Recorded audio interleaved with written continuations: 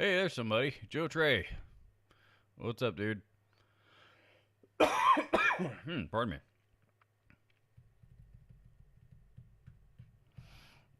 Hmm. How's it going?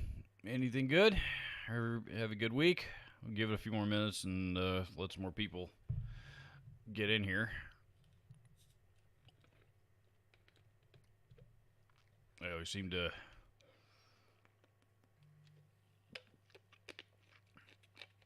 pop in a bit sporadically. Not sporadically, but kind of as they take a few minutes anyway. After I hit the go live button. So, yeah, I had a pretty good week. I had a real good week actually. It was a real busy week at work, which is good. And so I made a few bucks and sold I sold my multi-track recorder this week as well. Finally, so now I can finish rearranging things in my music room and get that room all sorted out. I think I'm probably going to I ordered the desk already. So I think I'm going to order the computer components. I might do that today. I haven't decided yet. So I may wait until next week sometime. But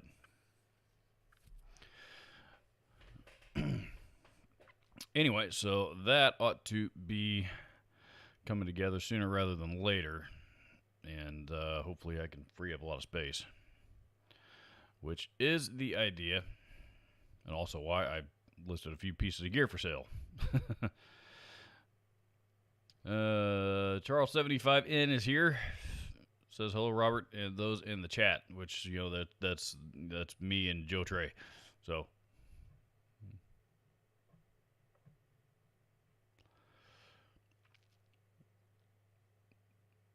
Joe says I sold my old Tascam Porta 7 a few years ago. Bought it in '94. This was a Porta Studio DP24 SD, and I did use it. I used it a lot. It was handy for. It was overkill, but it was handy for doing just standard playthrough demos for guitars and pedals and amps and stuff like that. When I was in that room, so I could actually mic up an amp. But it's when it came to the recording full tracks on there, it was a colossal size pain in the ass, and there was nothing easy about it. It was just the mixing. Well, I take that back. The actual recording process on it was easy enough, but the mixing and mastering, mixing in particular, was God, it was ungodly tedious. So after the first couple of times doing that, I'm like, there's no way I'm going to be able to do this, with any kind of, there's no way I'm going to be able to do this every single week. It's just way too time consuming. So that's why I started recording with a DAW. But anyway, so it found a new home, and it has shipped out and been gone. Sold that one on eBay. And I got a few other things listed on Facebook Marketplace. So, yeah, and that, anyway, so on to the next chapter. OG is here, Jeff 7, Hayden Anderson, Patrick Henderson. What's up, guys? Jeff 7 says, about time you finally sold your multi-track. Yes, I know. I've been trying to sell it for like 2 months now. Took long enough. I finally sold it. It's gone. Somebody else hopefully will enjoy it.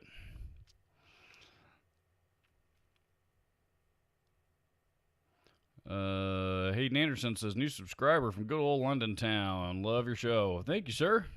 Thank you. Welcome to you. Glad to have you.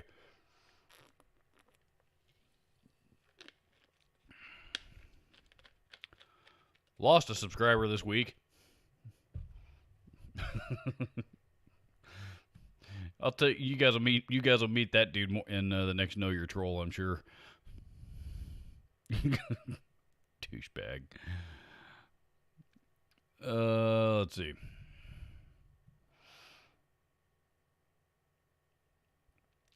So, and I know I said I wasn't going to do this, but Voodoo pickups, Voodoo custom pickups reached out to me. Really wanted to send me some pickups to try out. So, so I agreed, and so now I'm also kicking around buying a, I'm gonna need a pickup mule, need a guitar for a pickup mule. So something with cheap, shitty, dual humbucker electronics in it. That's a good playing guitar. And I think I know what I'm gonna get. I'm waiting for the pickups to arrive first. I don't want to go buy a guitar and no pickups show up. So I'm gonna wait for them to show up first, and then I will buy the guitar, which I think is the one I'm looking at on back order anyway, for a few weeks. So.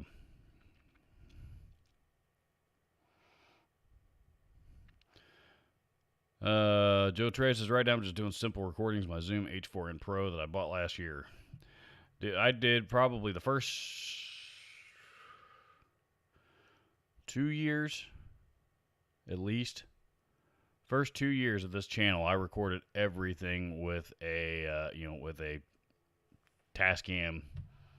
I used a DR40 handheld recorder that had a couple of XLR inputs on it.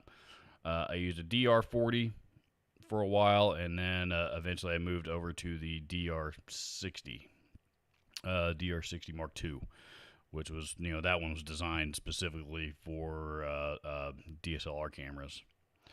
And that's what I used that to record everything for first 2 years at least. And then, then I got my multi-track recorder, and then I upgraded from there. I upgraded to that when I was using the big one, the big multi-track, and that worked great for a while. And then, now I'm finally walking into the 21st century and recording with DAWs and all that kind of stuff. Not that I've gotten real good at it, but at least I've got a working knowledge of how some of the stuff works. Zoom H4n's a good recorder, though, man. Nothing wrong with that at all. I've sold a lot of those.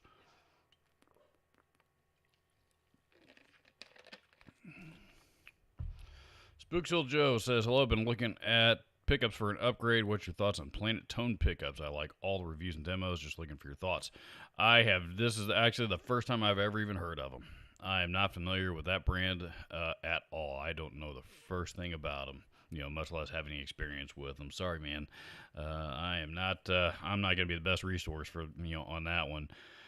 If you've watched some demos and stuff on them, I would probably reach out to the guys, guys or gals, whoever it is that's demoed them, and pick their brains about it.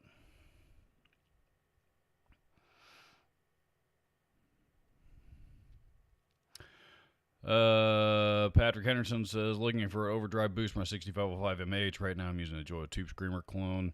It does sound pretty good. Are big name pedals that much better? I don't know. I mean, the Joyo, if you're using like the what do they call it, the Joyo Vintage Overdrive, I think is what their green. Obviously, it's their inexpensive green Tube Screamer clone. That one is actually a pretty good sounding pedal. That's a pretty good sounding Tube Screamer.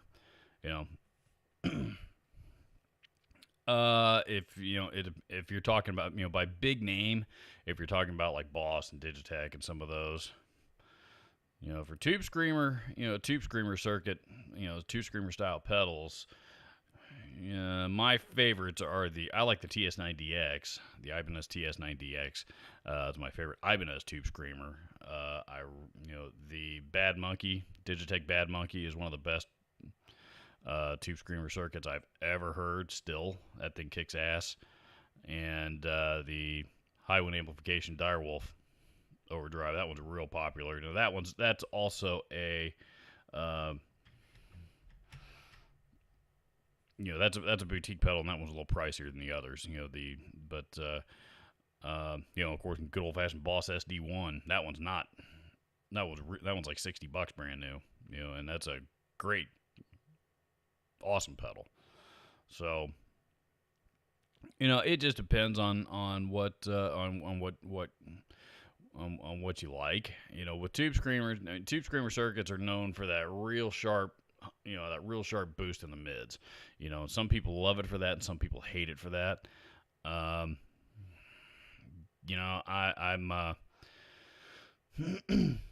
I guess I'm kind of 50-50 on it, just depending on. I like tube screamers, but it's not my, but I also like other overdrives, I guess is what I'm saying. I really, really like blues drivers. I like blues drivers and blues driver-esque circuits. I like OCDs quite a bit. Clons, I've played quite a few of those that I like as well. So a lot of them, it just depends on what you want. I mean, best advice I can give you is, pardon me, best advice I can give you, is go down to Guitar Center, see if they got your amp in stock, and try out a few overdrive pedals and see what you think is best. Or take your amp down there with you.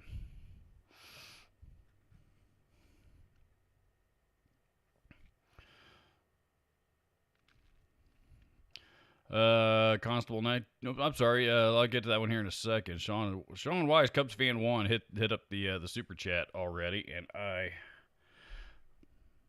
was talking when it happened and almost forgot about it. He says, "Hi Robert, as much as I like my DSL 40 CR, I miss my Silver Jubilee Mini Head. I wouldn't mind getting the combo version at a later time." The Jubilee is.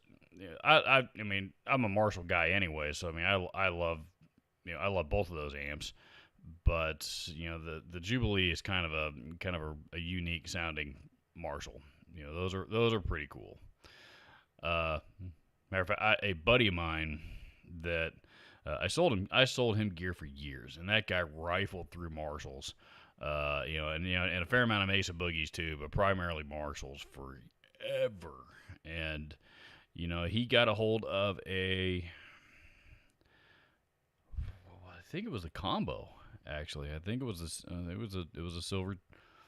Jubilee combo, one of the current ones, and he's been playing through that amp for like 4 or 5 years now, which for that dude to play through an amp for any more than 4 or 5 months was unheard of. And he finally found what he liked in the Silver Jubilee. Constable 1976 says, "Well, you're pinning the EHX Octave Multiplexer as a bass replacement if you don't have a bass player available." Oh, yeah, I've not used that one. It's matter of fact, I've not played through that one at all. I think it's just it's an octave pedal. I don't know that I want to call it a standard octave pedal, but I've done that before actually. I had to. I was recording something for a video once, and I was, I think it was right after I got my Chapman baritone, and I only had a couple of 4-string basses at the time to record with, and I didn't have any way to. No, I take it back. It was my Draco V. It was my BC Rich Draco V, and regardless, I didn't have any. I didn't have a bass that could get down to that lower register, so that's what I did was I grabbed an octave pedal and, turned the sub-octave all the way up and, the tone control all the way down on the guitar and, and plugged it straight into a virtual amp and Amplitude 4. And, it got the job done for that particular recording, but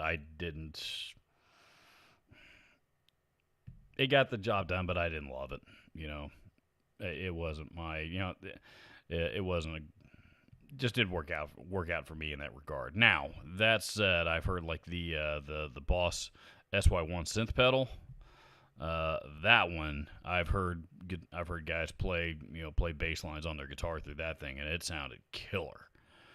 So, without like I said, I've never played the octave multiplexer, so I don't know what that might where in the spectrum that pedal might be comparable to. But if it's anywhere close to the SY, to the Boss synthesizer pedal, I would say it's probably going to do just fine. And JG Mopar hitting up the PayPal account. Thank you, sir. Thank you very much for the support. I appreciate it. He kicked in towards the Les Paul fund. Is what he did. Les Paul custom fund, that is. And is also here in the chat. Thank you, sir. Also says SD1 is my main overdrive. It's not my main overdrive, but I've always got a soft spot for the SD1. That was probably the first Boss overdrive pedal that I really liked. But when I was first just beginning to get into overdrive pedals, I didn't use them forever. But always liked the SD1. Also like the OD3, the OS2, and the BD2, Blues Driver in particular, but SD1's pretty cool. I'm looking up at my Boss overdrive pedals right now to make sure I did. The Angry Driver's awesome. I almost forgot about that one. I think that's. I'm just looking up at all my Boss pedals above me, make sure I didn't leave anybody out. There's also the Power Driver, but that's more of that's more of a distortion pedal.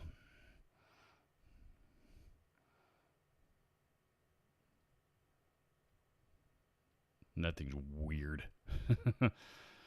John McDonough, Cool Guitar Gear, Neil Davis, and Scott Brockway. I think that is everybody. Welcome to everybody here on this fine Saturday early afternoon. As we're rounding the corner of spring.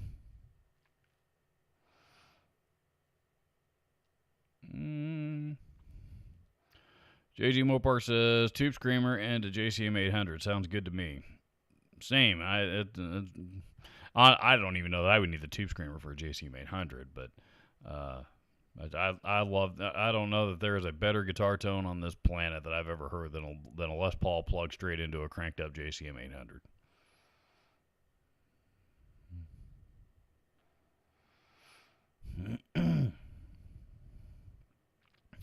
Neil Davis says, do you think the boutique hand-wired amps are that much better than manufactured PCB ones for the money? Tone-wise, no. Honestly, most of my favorite amps are PCB, PCB amps.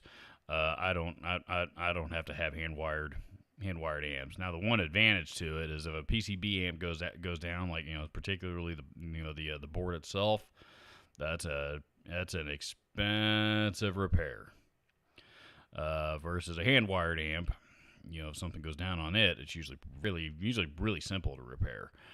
But at the same time, you're also paying a ton of money up front for a hand-wired amp, as it is, there's a lot more labor involved in building those things. So, but tone-wise, nah. I mean, hell, guys. Other than the boutique builders, who the hell's hand wiring their amps these days anyway? I know Vox still has their hand wired series, and Gibson's. Vox still has their hand wired series, and I think that I think Marshall does as well. Probably a few others out there, and like I said, they're ungodly expensive, but. You look at all the modern amps that are out there today, Marshall JVM, the current version of the JCMs, all the Mesa Boogie stuff, all of the, the Fryette stuff. I think the Friedmans as well.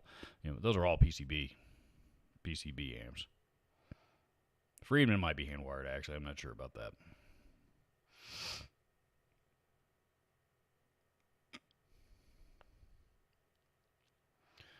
I'm sorry. Ben E hit up the super chat there as well, contributing to the Les Paul Fund. What color you want? Undecided. No, I've actually not anything but undecided. I've wanted a black ebony Les Paul custom for 20 years now, probably at least. at least 20 years. So, yeah. Always wanted to buy. I love the white ones too, though. I mean, the white ones are pretty. I thought have always been pretty sharp, but but eventually it's gonna fade to that yellow, yeah, which I don't want because this guitar is gonna be a lifer. So and I know it's gonna fade, and that's fine, and I don't I don't have any issue with that. That's part of what that's part of Nitro. It's part of what it does. But I just the black one with the gold hardware has always been the one I've always wanted.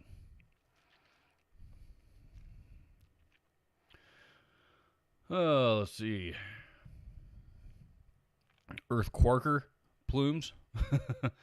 Find it makes click when engaged and disengaged. Depends on amp, but always on. Works good for Tube Screamer.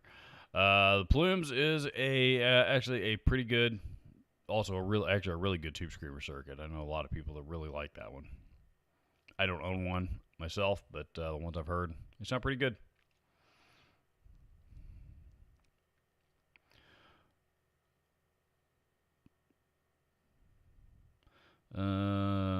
Patrick Henderson says, I've been looking at the plumes and the Electro-Harmonix glove. I would probably go with the glove myself, just because I love the glove is EHX's OCD circuit, and I love the OCD. I love the OCD. Always love the OCD.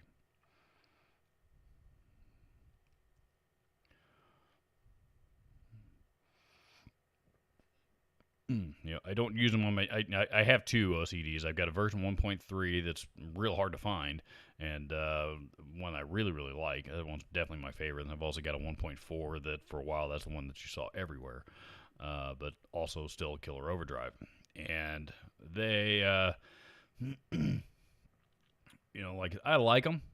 I like both of them, but I haven't featured them on my channel ever since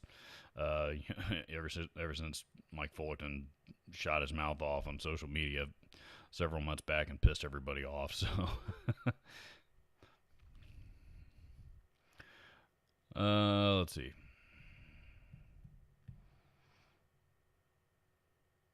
Wally in the box is here. Says, "Hey Robert, I know it's been a while. I'm not on YouTube much anymore. Good to see you. Good to see you as well. I haven't, or good to see your screen name anyway. I guess I'm not actually seeing you, but yeah, man, I hadn't, as soon as I saw the name, I was like, wow, that's a screen name I hadn't heard in a while. I hope you're doing well." And Janice Lawless says, "Sorry, can't watch right now. Maybe I will watch the replay." You are welcome here anytime, Janice. James Severin's here. Stay curious. Mars Winter.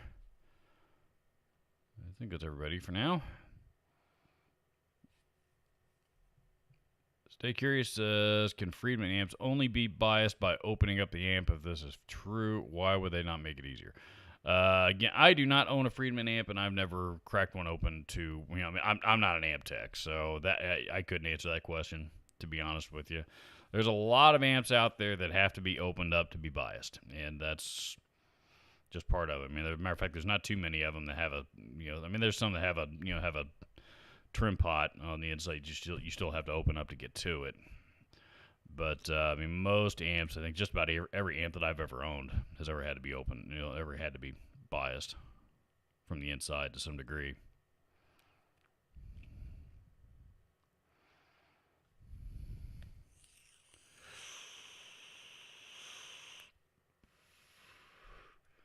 Yeah, Scott Brockway says most amps are that way. Biasing isn't really a user doable thing, and that's true.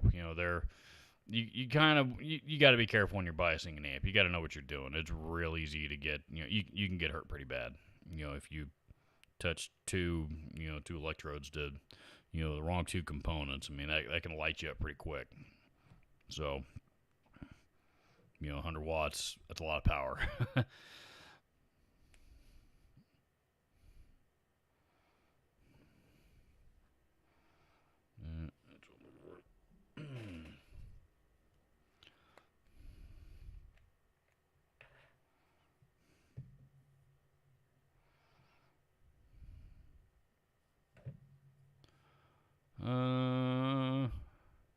Mars Wonder says, thanks for the reviews. Good to see honesty about equipment and guitars. I thank you very much. I appreciate it. Though the truth is I rarely do reviews. Rarely. Not never, but rarely. Usually, I prefer to just stick to demos. In other words, this is what this particular piece of gear does. This is how it sounds. This is what it does well.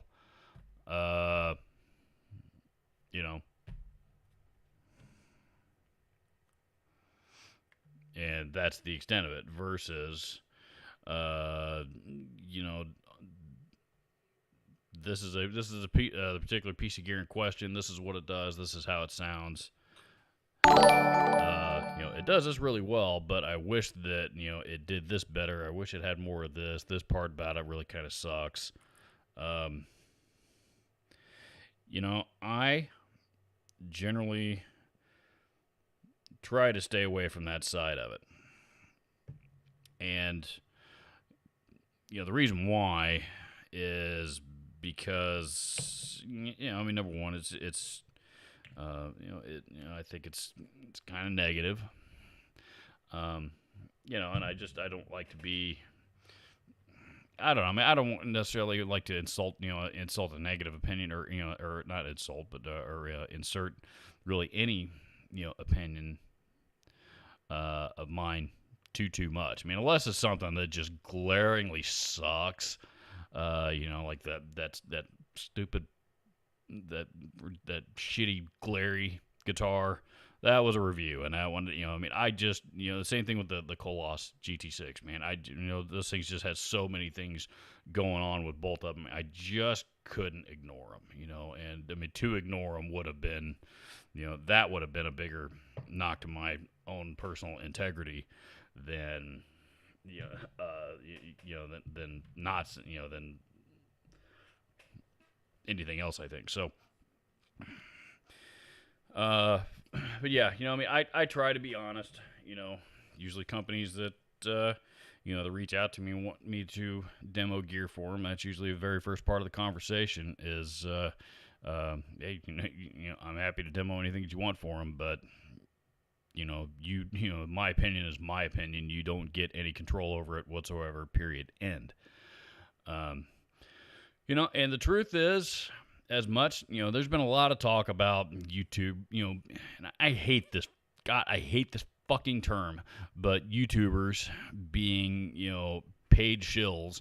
And, the truth is 90-something% of people, people on YouTube that, that demo gear or review gear, or even outside the MI business, any industry, the vast majority of them all have that conversation with with the vendors who were supplying them with whatever the product may be. So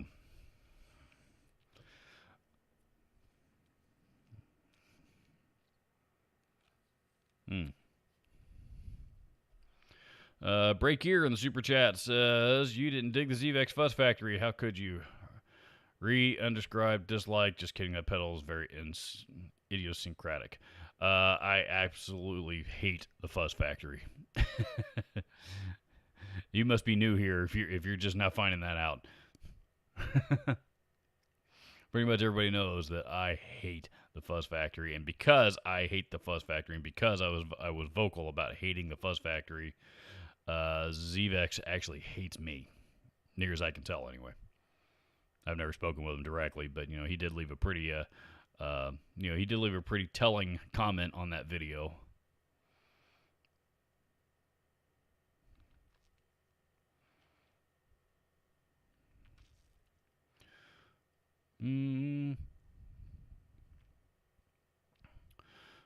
Ben East says, I have a VHT Ultra 6 that's hand-wired in China, Fender clone, but it's great and was cheap on the used market. Those are cool little amps. I miss the original. They're still around, but I miss the original VHT amps.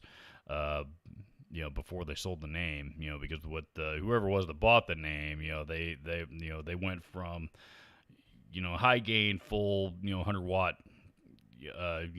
touring grade metal amps to cheap Chinese Fender clones, like you just said. So the VHT that I grew up with is not what it is now. Now, the VHT that I grew up with is now called Fryette, and they're making the exact same amps. But so it's not like they went away. It's not like they're they're not still out there. They are. But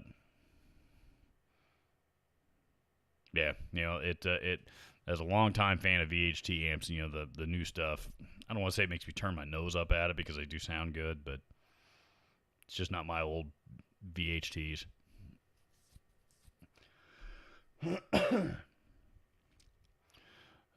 Scott Brockway says I'm saving up for a 2202 from Seriatone 20-watt JCM 800. Seriatone's JCM 800 clones are awesome. They are kick-ass, and they somehow they even get away with with calling it the JCM 800. I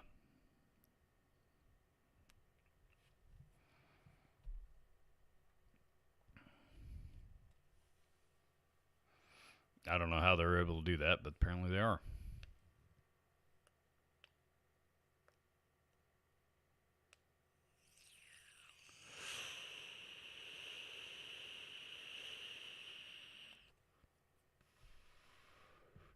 Charles 75N says, "What's a good price on a crate power block?" That amp actually was pretty far ahead of its time, believe it or not. Because now it's you got the things like the orange pedal baby, the Seymour Duncan power stage amps. You got all these companies that are putting out specific amps for pedals. Specific power amps to be used specifically with pedals. And Crate was doing that for they were doing that 15, 20 years ago. So that amp is actually pretty far ahead of its time, and it is a good little sleeper, at least for the moment. I think people are starting to wake up to them now, and they're getting harder to find. Anyway, but to answer your question, they're still not worth a whole lot on the used market. I wouldn't pay any more than $100 for one. So they're $75 to $100 is kind of where those things have been forever.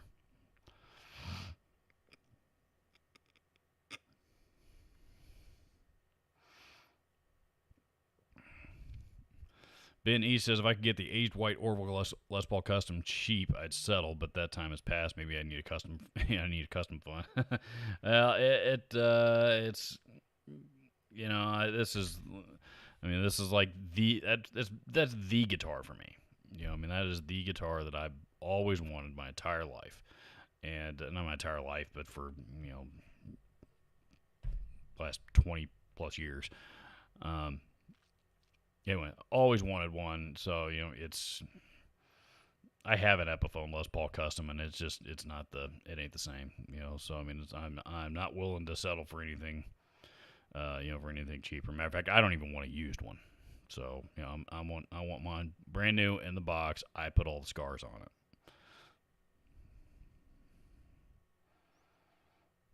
And when the time comes, they better ship me one that plays well.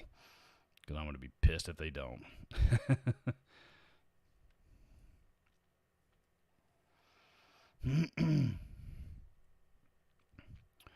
JD Mopar says every musician or gear collector, including me, is also always saving for a new piece of gear. Do we have a problem, and can we be cured? Do we have a problem? Yes. Can we be cured? Not to my knowledge. And if you're not careful, that same problem can spill over into other interests. Here recently, I have become I've kind of turned into a watch guy. So I'm also beginning to build a small watch collection, and I'm not going to spoil any more of that. I actually talk about that here in an upcoming video, so you guys will get more details. But there is going to be a new segment on my channel, unrelated to guitars, for about 30 seconds at a time or so, about watches, at least for the time being. Until analytics show that that's when you guys click off the video and you guys have no interest in it, then I'll stop. But in the meantime,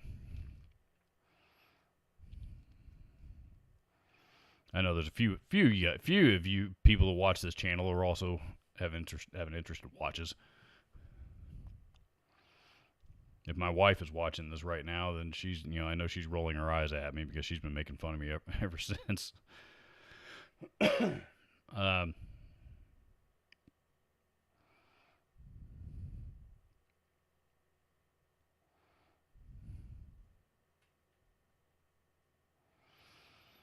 Scott Brockway, Fuzz Factory is just a fuzz face with a bunch of knobs. Was never impressed with any of his stuff. Yeah, I mean, it's basically, what I understand anyway, and I'm anything but a fuzz aficionado. But Fuzz Factory is basically just a fuzz face with that weird stab, feedback, annoying thing on it that some people say, well, you're not being creative if you don't know how to use that. I prefer to be creative with the notes that I'm, the scales and the notes that I'm using to write, to construct songs with, rather than the noises I can make.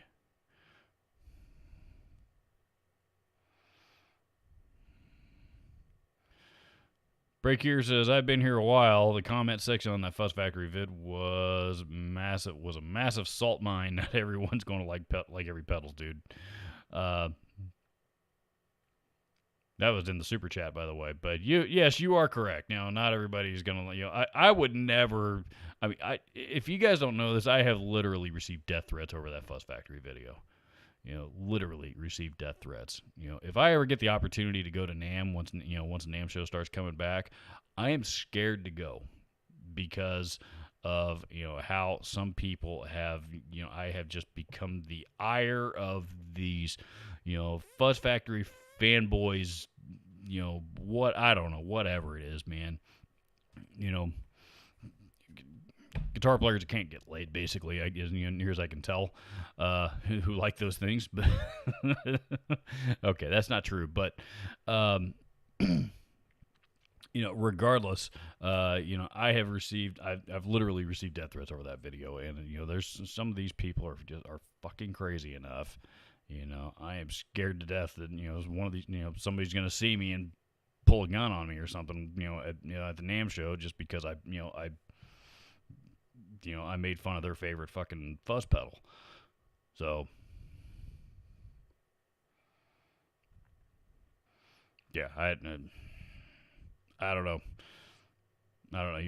Read if you guys want some entertainment, read the comment section of that video. I mean, there's a lot of people that are really butthurt. I mean, it's a freaking train wreck. How seriously people take that pedal.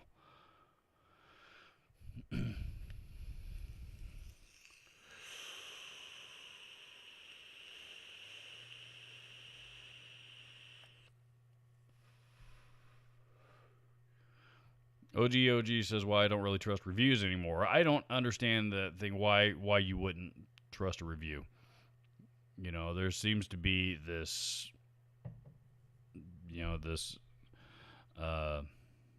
misconception that somebody's giving you a dishonest opinion because they're afraid they won't receive any more free shit. And that's the dumbest thing I've ever heard. That's the dumbest thing. I think that's a honestly, I think that's a misconception born out of jealousy. I truly, honest to God, think that's where that misconception came from. And and thanks to the power of social media, enough people started griping about it. Enough other people started jumping on the bandwagon with it, and now all of a sudden we got this huge disconnect between the audience, and the. I don't consider myself an influencer, but the creators, on YouTube and whatever other platform it might be.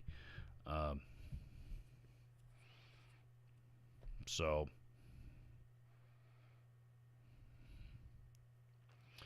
Jonathan Doe says, Robert looking for replacement pickups for PRS SE245. Stock ones are muddy. Any recommendations? I would normally tell you to check out the. Well, I don't know what came in it, to be honest with you, and I don't know what kind of sound you're looking for. But if for pure versatility, it's real hard to beat the Seymour, Duncan, JB, and Jazz set. Duncan sells them actually as a pair, called the Hot Rodded Humbucker set. In my opinion, for ultimate versatility, everything from low output, low gain stuff, clean, crystal clean tones, all the way up to high gain metal. It does, those two pickups together, the JB in particular, do that extremely well. The JB's always been my favorite pickup for that reason. That said, I am really curious to try out these Voodoo custom pickups because everybody that I've talked to about them that has tried, that has used them has been raving about them. So I hope to have a video of those up on my channel here in the next couple of months. But like I said, I haven't seen them yet. So then once that happens, I'm like, I gotta turn a guitar into a pickup mule. So in the meantime, what's available right now, JB and the Jazz is real hard to beat, but there's a lot of other cool stuff out there these days that wasn't out there not all that long ago. Bare knuckles, bare knuckle pickups are all pretty awesome. I think they're a little pricey, but they're all pretty awesome. Let's see. The Mojo Tone, I think is what they're called. A lot of guys seem to really like those.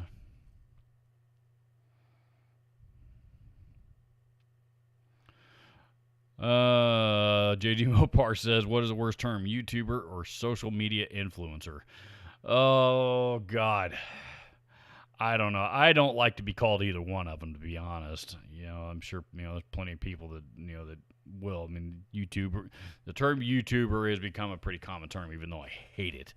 I never use it. I mean, I prefer the term YouTube creator, YouTube content creator, because realistically, that's what I am. I mean, I'm most of my, the vast majority of my efforts are going into creating content, not demoing or reviewing gear at all. That's part of it, but the vast majority of of all my efforts goes into recording, writing, editing, all that stuff.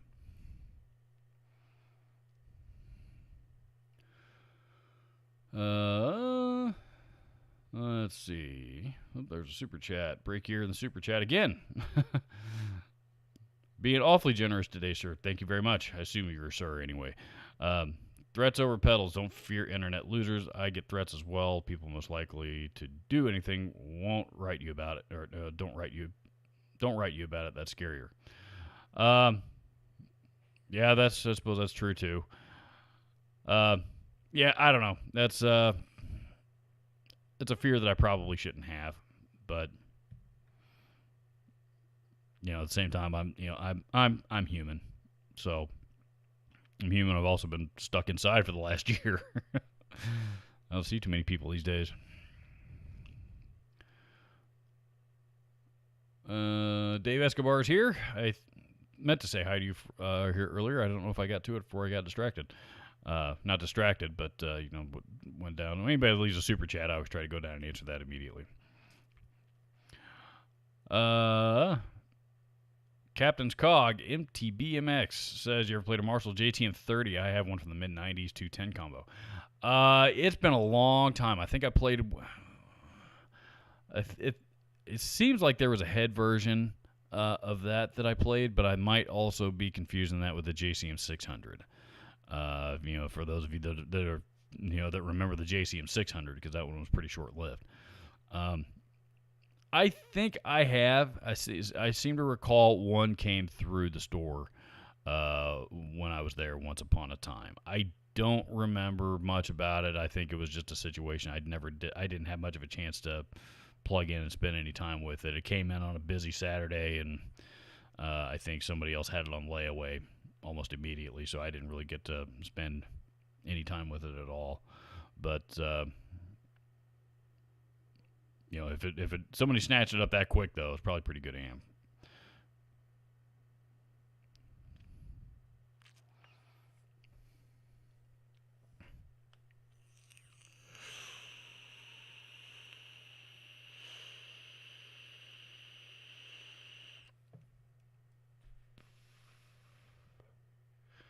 Let's see. Ian Nunez is here. Welcome, sir. Joe Trey says, hey, Robert, any recommendations on a clean-sounding wah pedal? I have an original Dunlop Crybaby, but it's super noisy and scratchy. I don't like it. Honestly, the Ibanez Weeping Demon is one. That's my all-time favorite wah pedal. That one's, you got to find them on the used market now, but they don't seem to really do much to color your sound too much.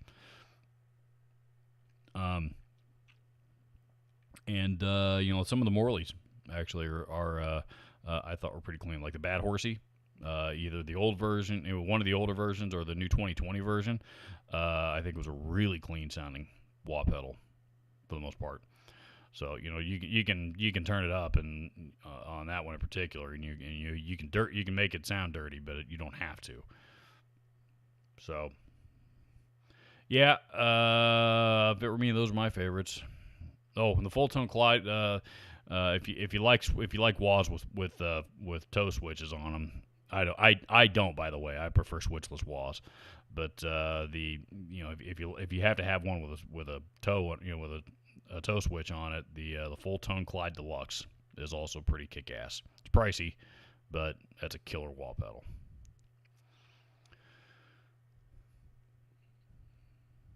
Let's see. Jonathan Doe says, with the growth of modelers like Helix and amps like Katana, is there really any need for extremely high-priced guitars anymore? I think so, yes. And because with all those modelers, you are buying one thing one day, whether you realize it or not, and that is the problem of obsolescence. Eventually, all of those digital modelers are going to one day, if they're selling, if the Helix is selling for $1,600 right now, brand new, the day is going to come when you're going to be lucky to get 3 out of it on the used market, because they're just, they're so far, because they will have become so old and so out of date compared to whatever the current technology is at that time. The same thing happened with the, you remember like the Fender Cyber Twins? When those things came out, those amps were like $1,500 or something like that when they first came out.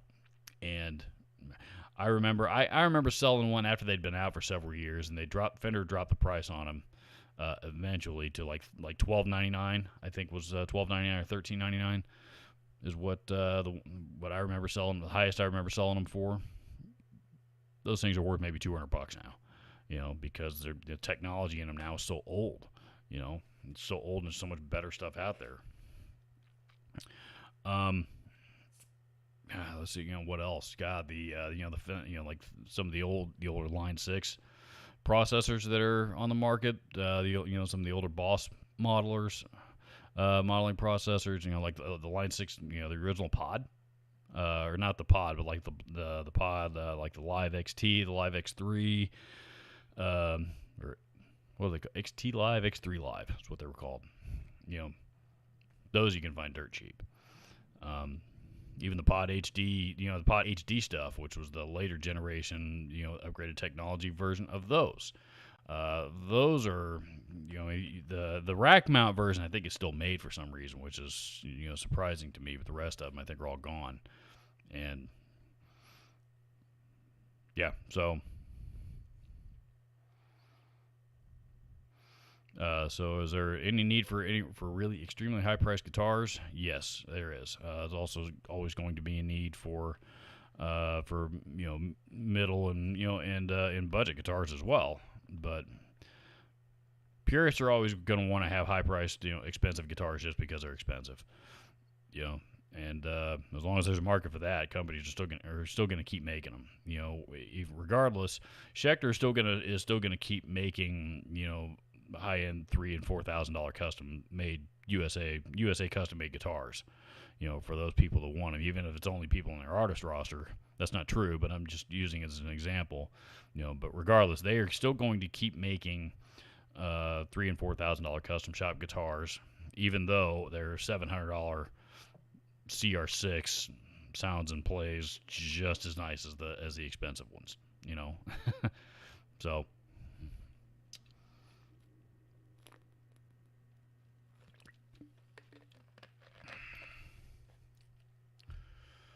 Paul Adamek says, hello, Robert. Where can I get a splitter box to switch from one pedal board to another? If memories, splitter box it probably isn't going to do it for you, especially if you have stuff going into the effects loop. If you're, if you have stuff going into the effects loop, especially if you're using 2 amps, if you got a stereo rig, or even if you don't have a stereo rig. Long story short, the Earthquaker Devices Swiss Things is the device for you. That thing's got all kinds of signal routing options on it, to solve problems just like just like the one that you're facing. So every now and again, I get a guitar player who's got this really really complex setup, and he can't figure out how to run it, route it all to where he doesn't have to stop and move cables around. And the Swiss things is always the answer. So I assume that would be the answer with your situation as well.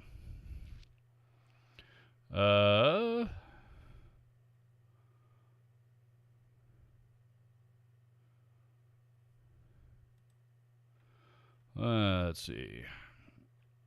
Super chat. Haas Coleman in the super chat. Thank you, sir. Welcome to you. I haven't gotten down that far yet, so I haven't. I guess while I'm down here, I should do that. See who else is in here. GG and stuff.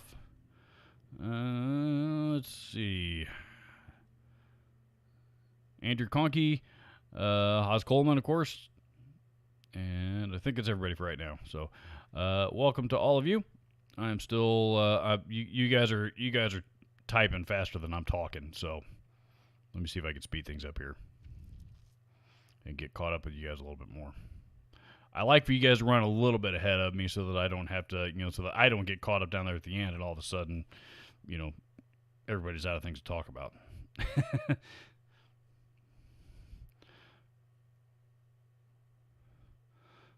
Dave Escobar says, I always collected guitar gear, but I also collect watches, and in the past collect guns and cars too. I'm not a gun guy, or I like cars, but I'm not going to start collecting them. I don't have the space for it. I don't want to rent the space for it, and those are, I don't have the income to be able to maintain that disease. But I do have the guitar disease, and apparently I've now been bitten with the with the watch disease as well. So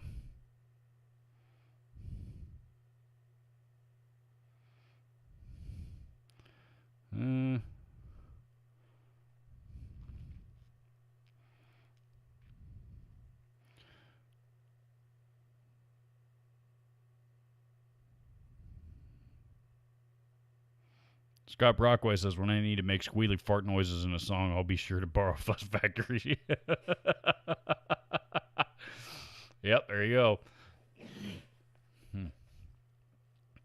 JG Mopar says, I'll go with you and be your security at NAMM. I appreciate that. I may take you up on it. So, but that's not going to happen until next year.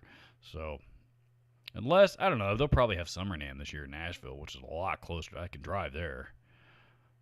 I don't know. Maybe I'll go to Summer NAMM. It's not nearly as big, but who knows? We'll see. Yes, over a freaking pedal. Pardon me. GG and stuff says, I always wanted a ZVEX Fuzz Factory. Got it. You may find one or two settings that can be used. Not for me. You're not the first person that I've ever heard say that. Let's see.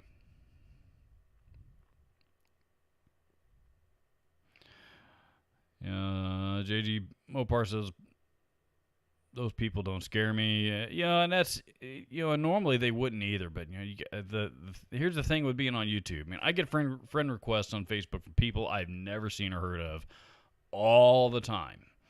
And if they're, if I see that there's enough mutual friends and other industry contacts and stuff there that it might make sense, then I'll add them. But there's a lot of people out there that that are just seem to want my attention. Why, I don't know, but that seems to be the case. And so I guess just if you get enough of that there in a while, it kind of makes you a little bit more skeptical. It made me a little more skeptical than I used to be. So.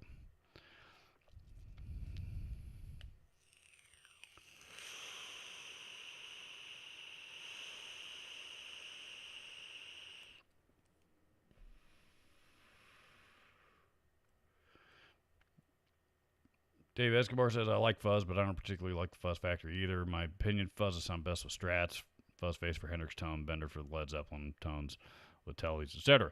Yeah, I don't know, man. I still, even, you know, and I don't disagree with what you're saying, but, you know, if I got a strat, you know, if I'm playing a strat, you know, I would, you know, do I want to use a fuzz pedal or do I want to, you know, plug it into a cranked up Marshall Plexi, you know? Jimmy's Marshall tone, in my opinion, it always sounded way better than any you know, any fuzz face that he ever used. JG Mopar says, how do you order Voodoo custom pickups? I want to get one on his list. There, let me see if I can find his website. I think you got to order him direct. I don't. It's a really new company. I think, you know, basically he started, you know, he got quarantined from his full-time job and started building pickups on the side, you know, at the start of COVID last year, and all of a sudden, you know, a few people got a hold of him and started, you know, they created a buzz, you know, and turned into a full company.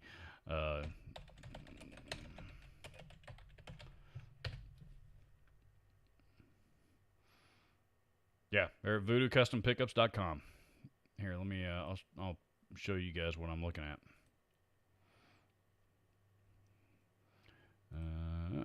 There. That's not what I'm looking at. That's my. This is the landing page, voodoocustompickups.com.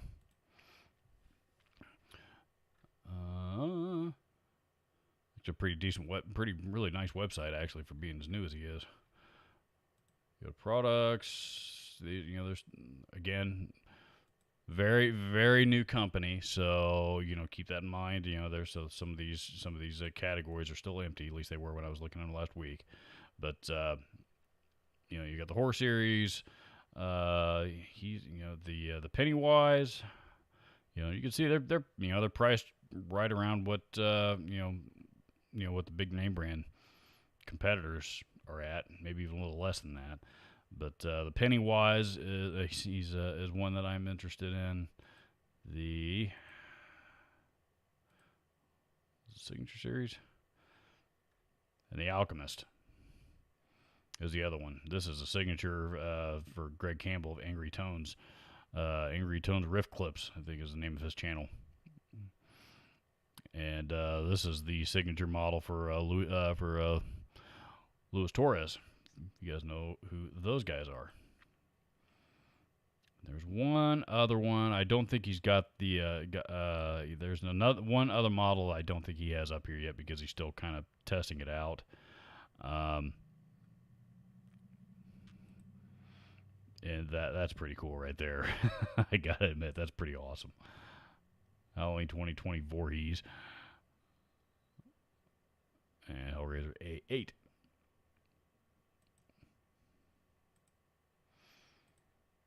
Yeah, so,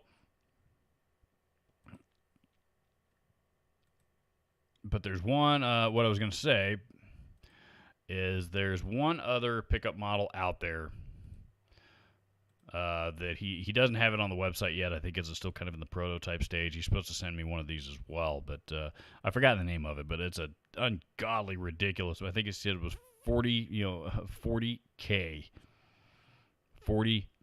resistance as far as output goes, which is, you know, to put that in perspective, the JB model, Duncan JB model I was talking about earlier is about 15. You know, this one's almost 3 times that. 15 is a pretty high output pickup, by the way. So, you know, this thing is just, you know, I have no idea what a 40K DC resistance output pickup would sound like, but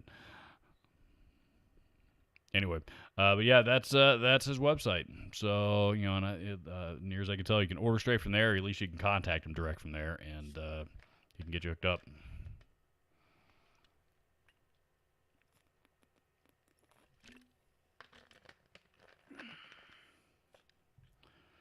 Let's see.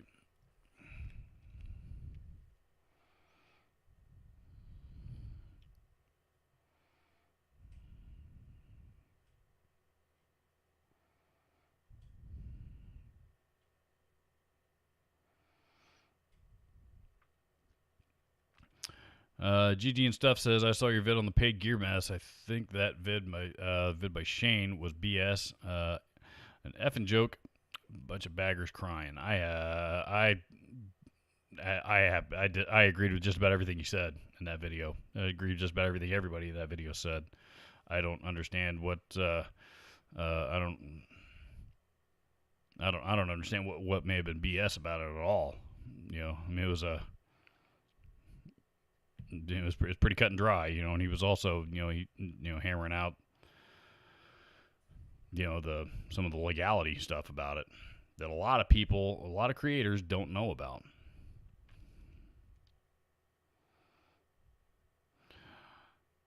Says, I love it's the law bit they did. Well, fine, follow it. Doesn't mean you have to cry to me and tell me to do it. Well, nobody's telling you to follow the law, but I think what they were telling you was, if you don't follow the law, these are the consequences that you're going to face. So,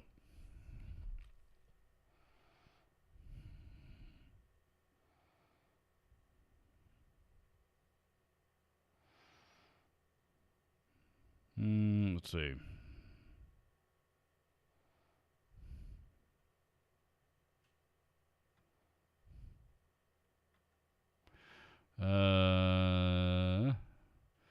Neil Davis says, if you could get back just one piece of gear that you've lost over the years, what would it be? It would either be my original, the first Blue Voodoo half stack that I had. That's why I bought another half stack here a few months back, because I missed that first one so as bad as I did. I've always loved that amp. So, but I didn't this time around. I didn't buy the cabinet. I just bought the head. I don't need another 412 cabinets, laying around right now. So it would probably either be my Blue Voodoo or it would be my dad's my dad had a 1952 Martin D18 that, he hadn't, he sold it when I was about 14 years old. And he hadn't played it in years, but I played it all the time. And one Saturday morning, I went downstairs to the basement, and pulled. I do still have the custom case for it that my grandfather built for him. So I do still have the custom case for it. Thank God Dad didn't get rid of that. But the guitar's gone. And I went downstairs and pulled this custom case. By the way, is gigantic. It's huge and it's heavy. I mean, it's hard to tell if there's a guitar in it or not. So I went downstairs, pulled the case out of the closet, and laid it on the floor, opened it up, and there's no guitar on the inside of it. And Dad comes home a few hours later and says that he took it down to a guitar show and sold it. And not only did he sell it, this was in like 92, I think.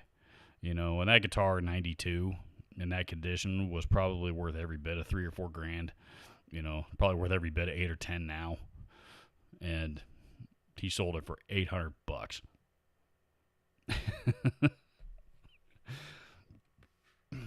So, yeah.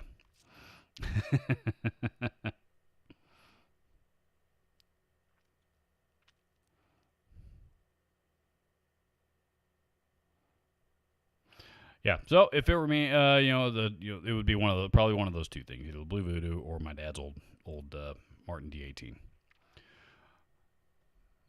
Scott Brockway says, calling people out would be being a dick. Go watch, I'm not going to say that individual's name out loud, but yes, there are, one individual in particular. There's a couple of individuals. He's not the only one. But there's a couple of individuals who have, unfortunately built their channels, built their audiences on trying on quote unquote exposing, and I think that's total bullshit, other YouTube creators out there. And I make fun of gear all the time, but that's one thing to make fun of an inanimate object. It's another thing to make fun of a fellow creator, especially publicly, and especially just to build your audience, man. I don't know how the hell you sleep at night doing that.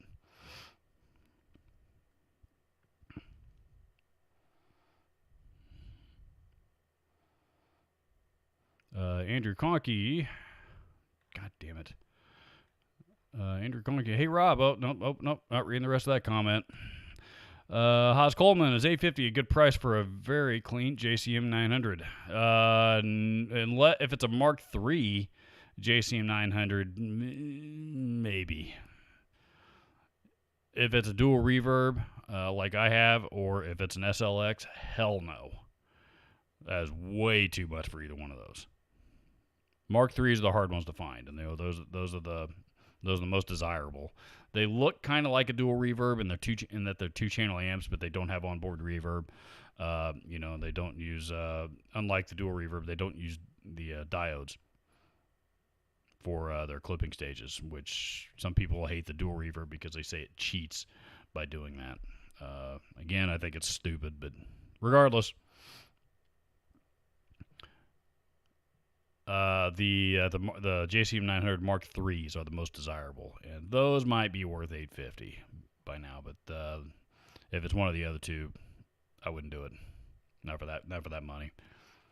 Matter of fact, if it was in like brand new condition for a dual reverb, dual reverb and SLX. Dual reverb, I probably wouldn't pay more than $7 for it, $750. SLX, I don't know that I would pay much over $650. And for the 100 watters, knock off about $100 or so for the, if it's a 50 watt version.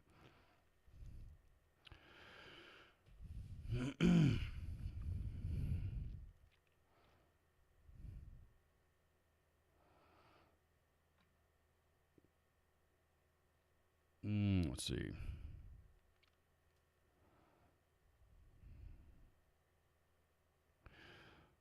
Scott Brockway says, like my Dean V Yamaha SG 2000 and Washburn A10 back too.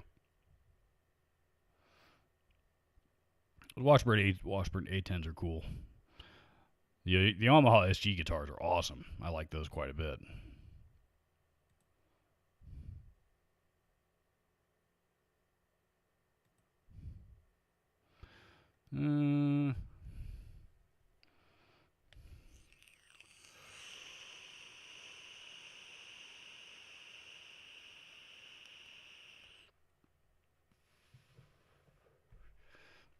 JG Mopar says, I have 3 old muscle cars that are expensive to work on. I need to sell 2 of them in the future. There for a while, I've always wanted, an old hot rod. One time, several years back, I was actually looking at, I think it was a 75 Dodge Dart. They, something like, I don't need a 68 Camaro or one of the big highly collectible years. I don't need one 65 Mustang. I don't need anything like that. I like the fastback body style, but I wanted to buy kind of like an obscure year, again like a 75 Dart or something, that's already done. So the only thing I got to do is put gas in it and take it to get the oil changed when it needs it. Regular maintenance, just like you would on any other car. I know it's not like any other car, when they're that old, but I've always wanted a hot rod like that. But at the same time, that's like you said, man, that's an expensive habit. That's an expensive hobby to get into. So, hey, Charles 75 in hitting up the super chat for me towards the Les Paul Fund as well. Thank you, sirs. Thank you all very, very much. I appreciate it. I gotta get that Les Paul here before no time. Well, not no time, but seriously, it really means a lot to me. You guys are really all kicking and helping to help me get that thing. So I am working real hard to make that happen this year, and you guys are helping out an awful lot with that. And seriously, I'm not only grateful, but I'm touched. It means a lot to me. It really does. Let's see.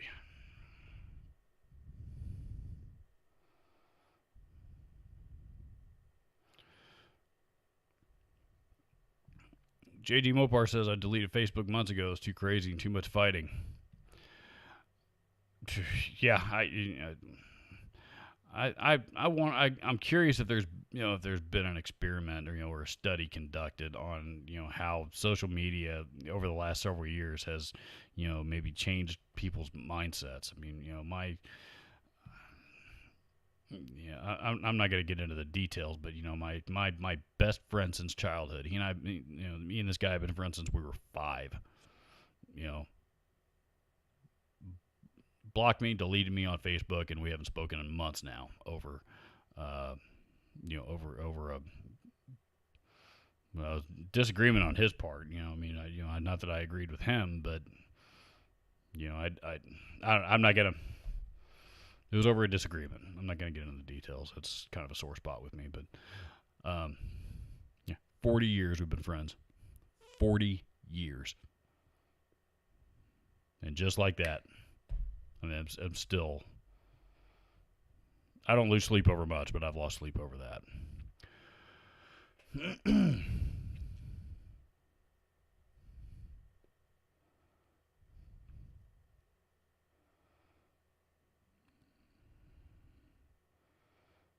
mm.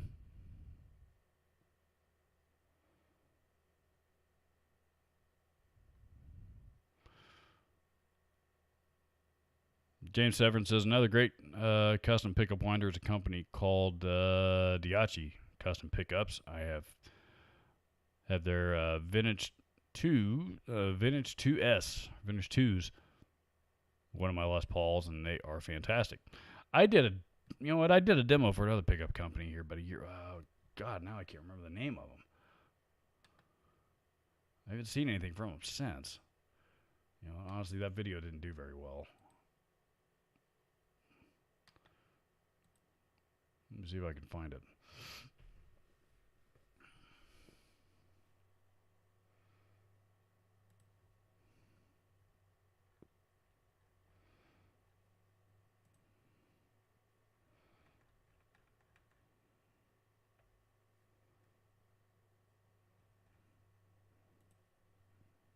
That's gonna drive me nuts now until I do think of it.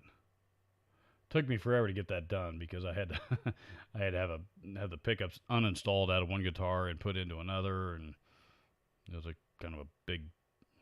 There was a lot of work involved in that. It was actually the video that made me say I'm never going to do another pickup video ever again, and that's I'm going back on my word about that, but.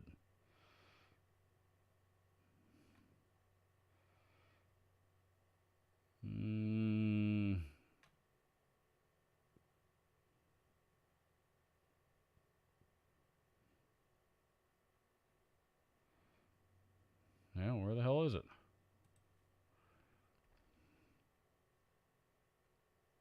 S&S Winding Company. That's it. Bipolar Pickups. Bipolar Pickups. That's what I'm thinking of. God, man, when was that?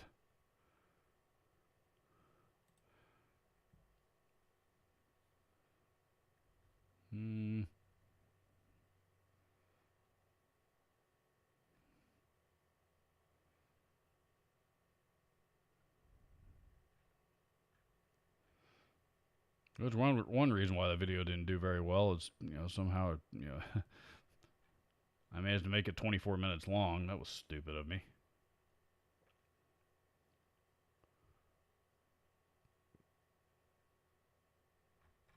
Oh well. As I reminisce.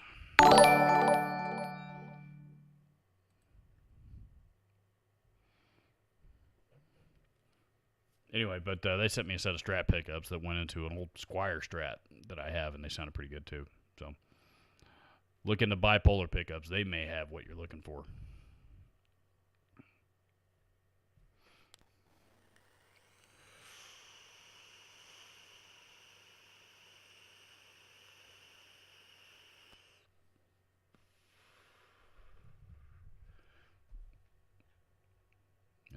Timothy Blanc in the super chat. Thank you very much, sir. Thank you very much. I appreciate it.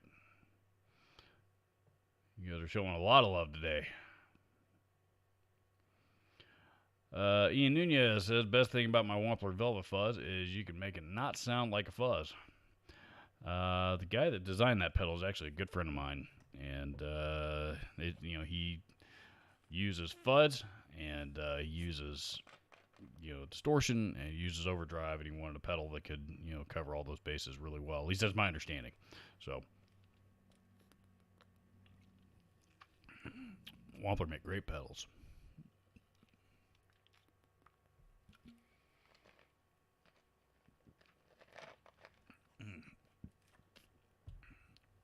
Let's see. Mars Winter says solid state or tube. What do you prefer? I mean, tube's usually my preference, but it doesn't mean there's anything wrong with solid state.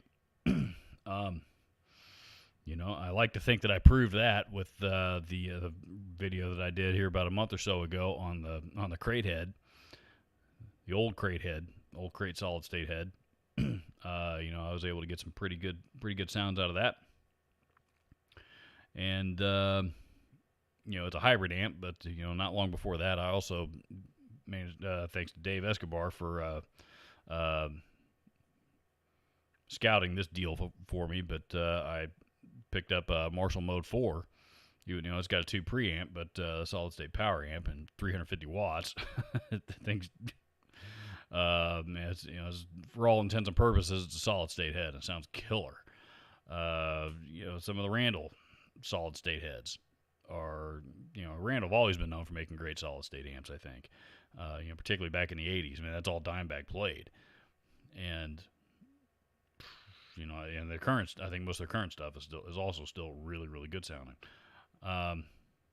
Hughes and Kettner solid state amps, God, like the,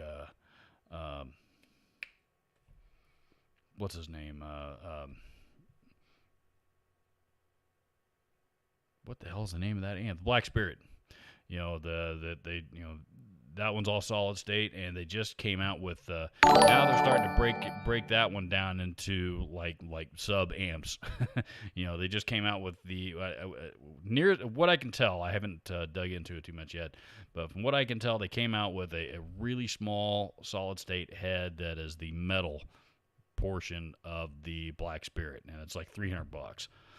Whereas the Black Spirit has got all different kinds of sounds in it, and it's like $1,400. So, there's lots of great solid state amps out there, dude. I don't turn my nose up at solid state at all. So, I guess I happen to prefer tubes just because I like the headroom. I like the the way that they react with my with my playing dynamics, and I think overall it's just got a warm, they have a warmer, more natural sound. But solid state amps, especially nowadays, they've come a long way. A long way. There's nothing wrong with solid state at all.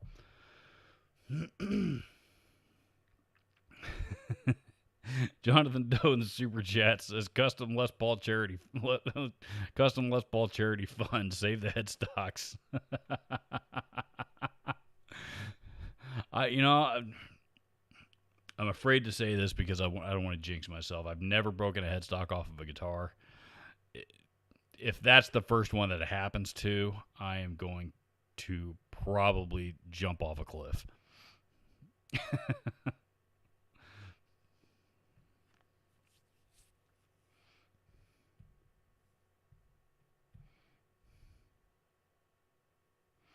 Timothy Plank says, love the Crate Blue Voodoo amps. Had a 60-watt combo for a while. Sold it.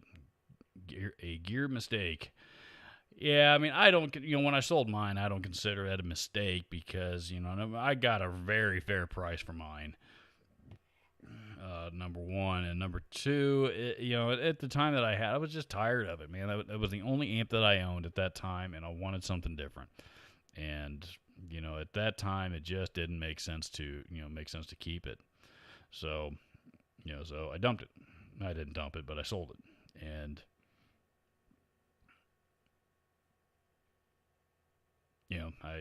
I don't regret selling it, in the sense that, because like I said, I came out pretty well on the back end of it, but I missed it. I did miss it after I sold it. So.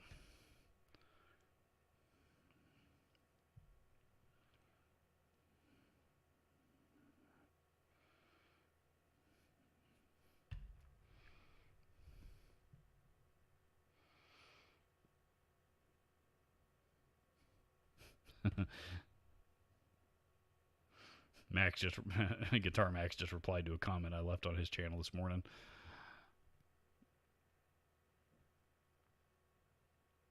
Let's see. GG and stuff says, drop a thumbs up and sub. Take care. Thank you, sir. I assume you're a sir anyway. I guess you might not be, but thank you very much. Welcome to you. Welcome to the family, and thank you for hitting the subscribe button and the like button. That helps out tremendously, actually.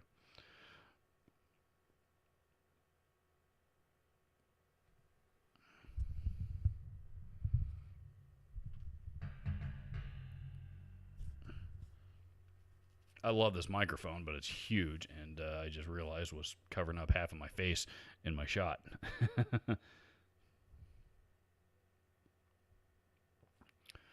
Let's see.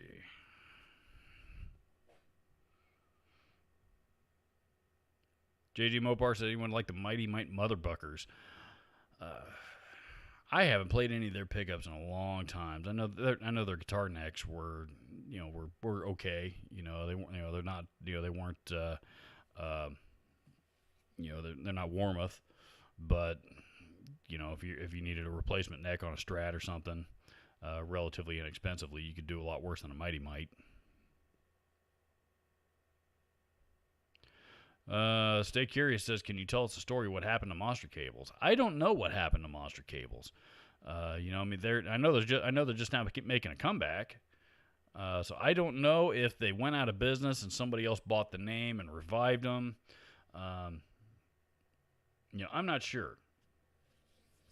But in regards to their their instrument cables and speaker cables and stuff, the old line anyway, I never cared for them. Those things were notorious for shorting out of nowhere, even the expensive ones. They weren't the most, they carried signal well. They sounded good, but they were not the most reliable cables in the world ever. They were not Mogami. So, let me see here. But I don't know. All of a sudden, they kind of disappeared off the off the planet, and everybody stopped carrying them. So, and their website got taken down. So I have to assume that they went. They did go out of business at some point. I'm guessing that either they stepped back and reevaluated some things and got some financial backing or something that came before they made a comeback, or somebody bought the name and revived it themselves. Actually, that's not where I want to go.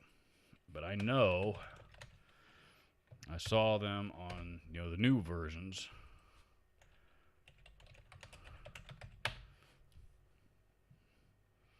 There might even still be some old stragglers hanging around on the website, but yeah, like these right here. These are the new ProLink series.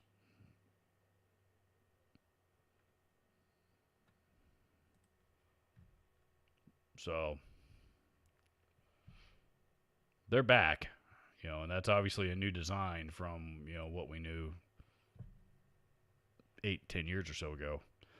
They're back, and they still got looks like they still got the signature, oddball monster cable links, which never made much sense to me, but but they do.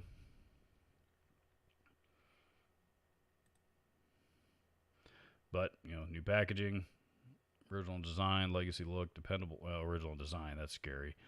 Hopefully they fixed the reliability issues. Yeah. So, but that's what I know. Packaging, looks like an upgrade to a degree, anyway. Yeah, but that's I don't have the details on what exactly happened verbatim regarding that. So,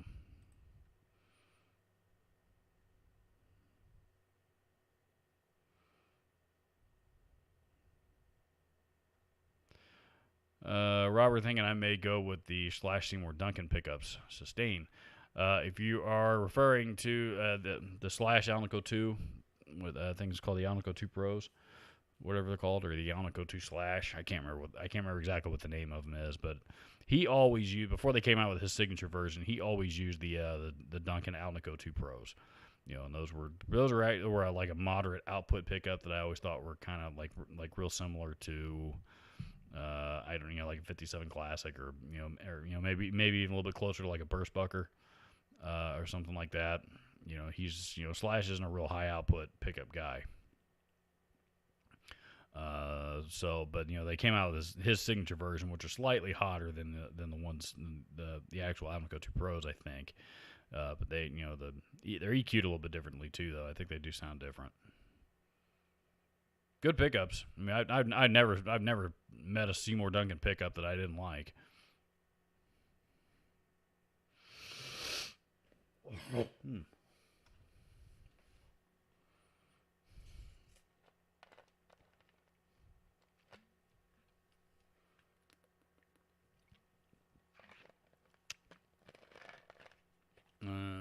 Let's see here.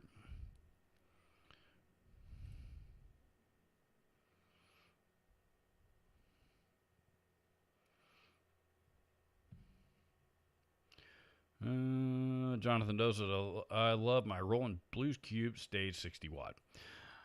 Roland Blues Cube is awesome, man. The old version was out in the 90s, was awesome, but I like the new versions a lot better. With that tube module thing. There's a name for it. I can't.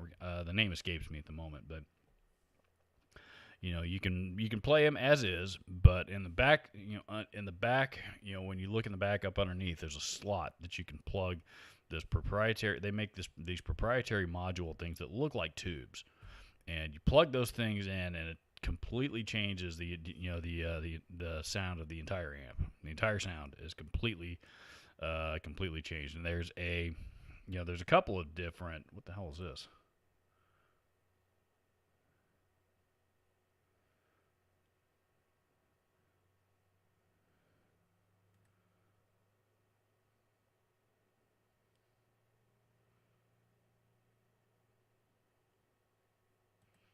All of a sudden, I had a Canon survey pop up. That's weird.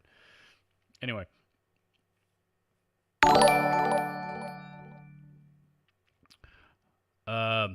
Where was I? I was talking about something. Roland Blues Cube.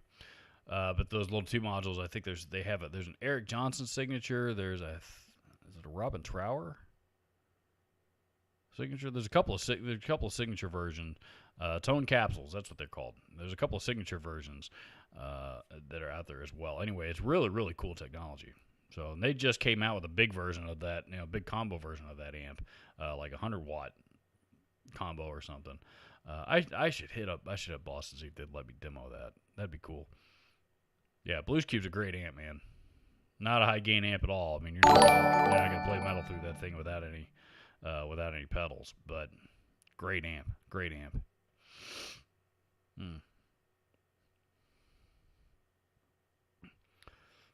Charles 75 N's the same with Monster HDMI cables, shorted out a lot. HDMI cables, the home stereo cables. My understanding was that was not, that was a problem across the entire brand. I mean, they was just out of nowhere. Just one day, if it was in the mood, if you looked at it funny, it'd short out. So, I don't. Yeah, I hope that they fix that with the new line. But as far as the ownership goes, and how they kind of fell off the planet there for a while, that I don't know. They've kept that pretty quiet. All of a sudden, they just disappeared, and nobody knew what happened to them. Focus is. I've noticed that. That I think it's not the focus that's out. I think for some reason, it has more to do with the stream quality that for some reason is not quite up to not buffering as fast as I would like it to. Let me check. I mean, it's on my monitor on my camera with the flip out screen, everything looks fine, but.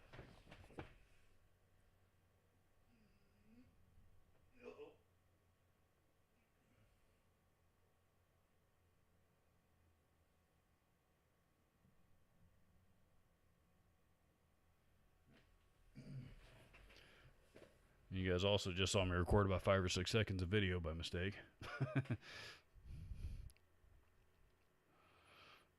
Yeah, so I mean everything on this font is focused okay. All that shit on the screen will go away here in a second, but you can see it's still focusing, honing in on my face, auto focusing on my face, which is what it's supposed to do.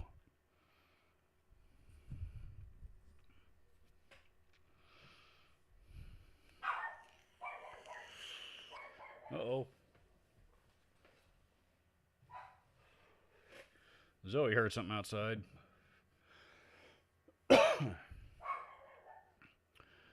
Let's see.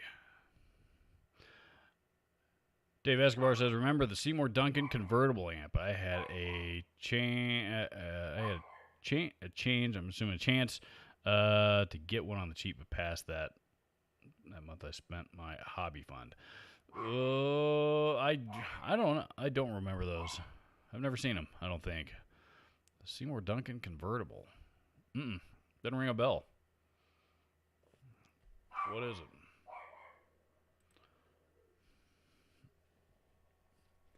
Zoe!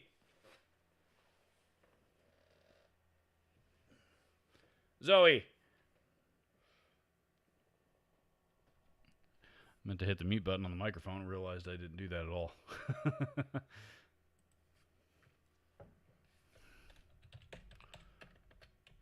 Seymour Duncan convertible. Pops right up.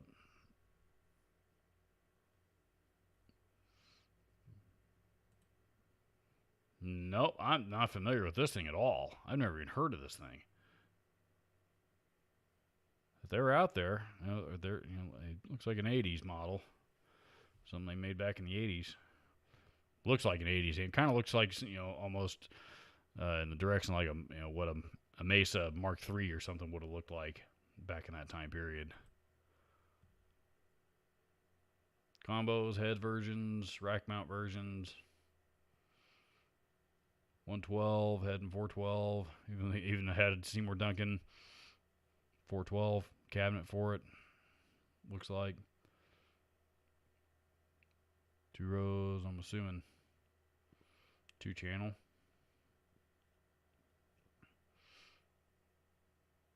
Interesting. Kind of looks like a cross between a Mesa Mark III of that time period. And like a Sun Beta lead, looks like kind of a cross between those two. Interesting. Thanks for pointing that out to me. I was not familiar with that amp at all. I never even heard of it.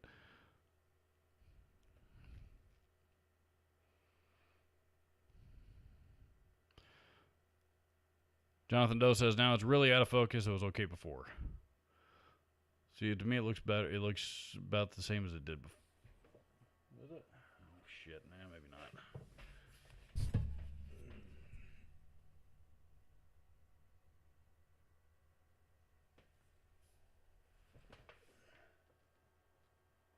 No.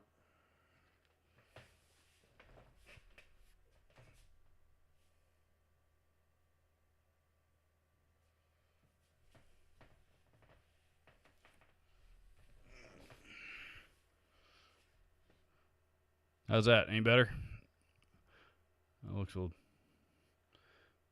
Still not streaming. Or, it's still not buffering at a real fast rate, but anyway, hopefully that fixed it a little bit.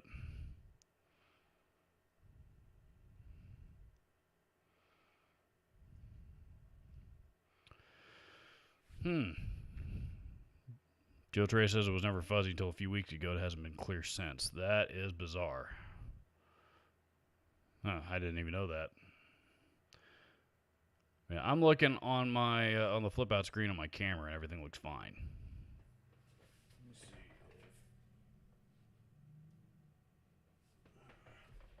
That's too much. I'm zoomed out a little farther than I usually am, but.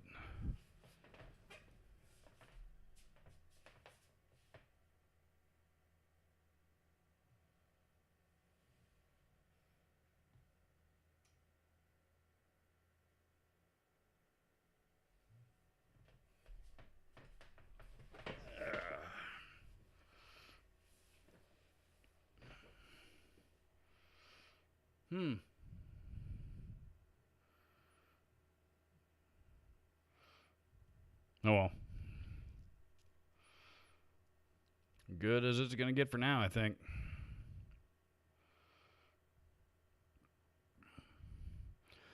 Timothy Plonk says my text said he heard the Monster Cables went bankrupt. That one, that was my understanding too. I heard that they went bankrupt and they bellied up, and went completely out of business. But then, like I said, all of a sudden here, just in the last 6 months, all of a sudden out of nowhere they popped up again. So, what that means, I don't know.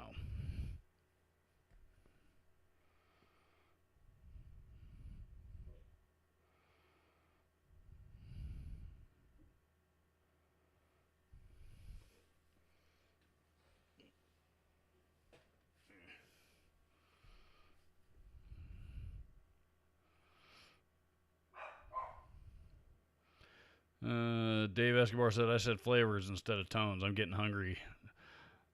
It's time for lunch. It's getting about time for lunch for me too. I'm hungry too.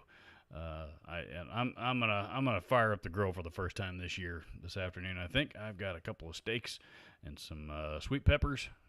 So I'm gonna go downstairs here as soon as I'm done with you guys and prep all that stuff and fire up the grill for the first time this year.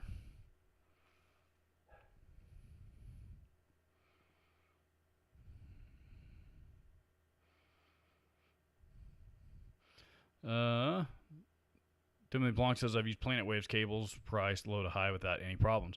Planet Waves cables are great cables. Honestly, I think there's a lot of really good inexpensive cables out there. I've had really good luck with the Pig Hog stuff, and that's those are I don't know that I call them budget cables, but they're very good. I've had good luck with the Pig Hog cables. Roland actually make great cables under both the Roland brand and the Boss brand. Pick your favorite. Matter of fact, of course, there's Mogami. This is a Mogami Gold Series. These are my ultimate favorites. But I don't always want to spend. I mean, this is a 10-foot cable that probably costs $60. So, those ain't cheap.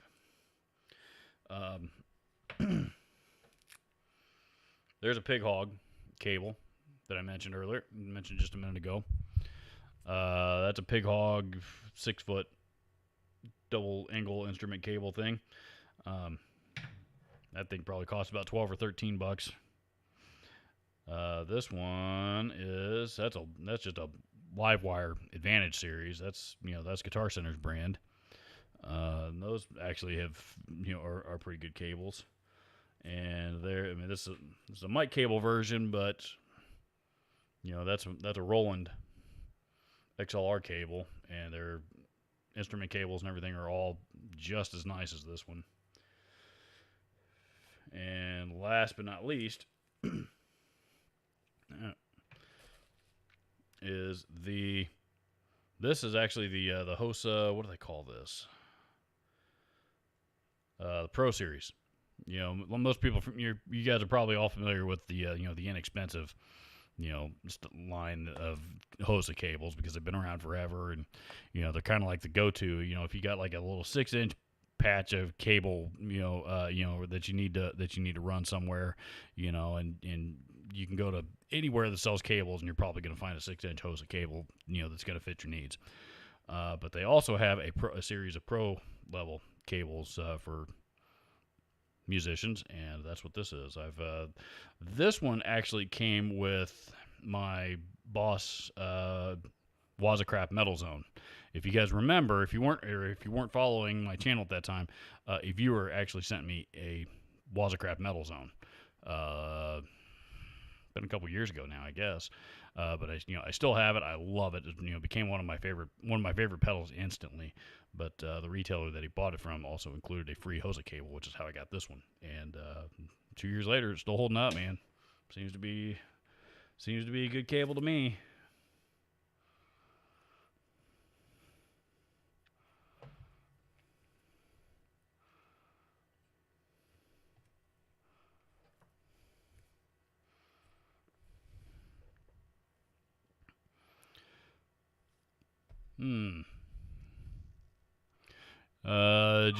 Jones the Dad said, I wouldn't worry about the camera. You're doing great. Thanks, man. I appreciate it. So this seems to be a buffering thing, which I honestly think is probably a YouTube thing, to be honest. But it is what it is. I can't fix YouTube.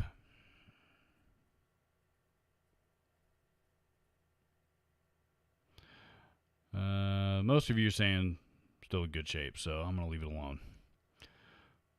Jeff Beck used Seymour Duncan amps for a bit.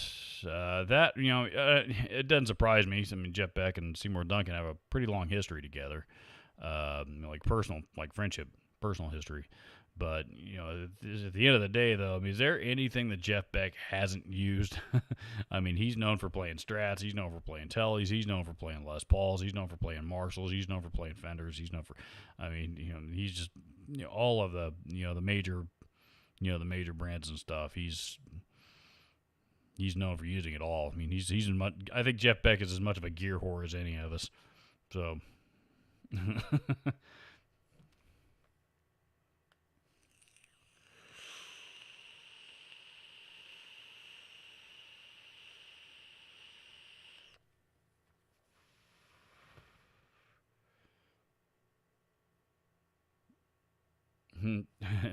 Joe Trey says grilled steak sounds awesome right now, and I think so too. And I haven't bought steak. I never buy steak in the winter because I hate grilling in the wintertime in Indiana. It is too freaking cold. Some people doesn't bother them, but I'm not one of those people. So I generally don't buy steak in the wintertime. But now the weather's starting to break, so. The grill will be fired up several times a week here before too long because I love to grill.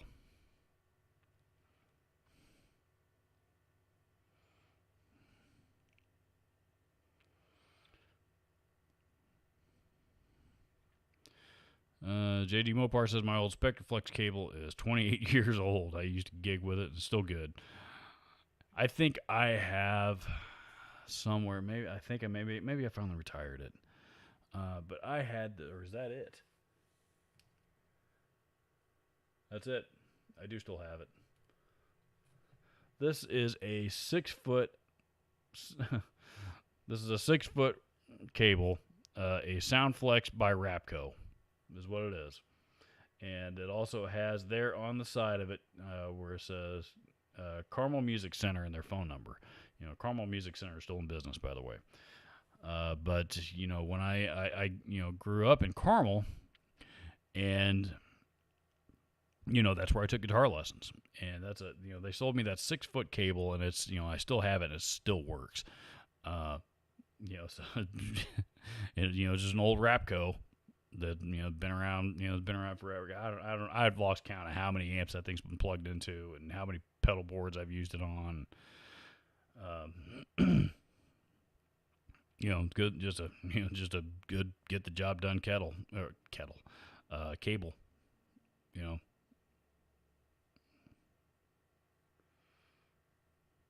Yeah, God, that thing's got to be 30 years old now. I've had it that long.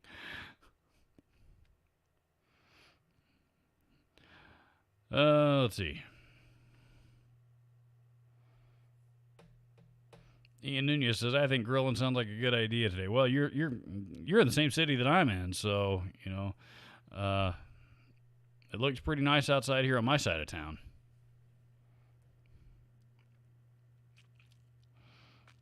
I assume that it's going to be similar for you.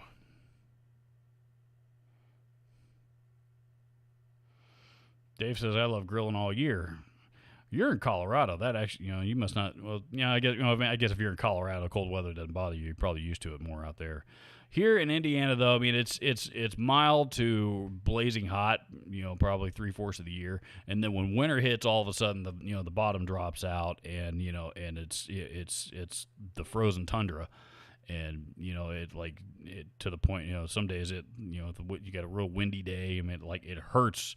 Your face hurts to walk outside because it's so cold. I don't think we had any of those this year.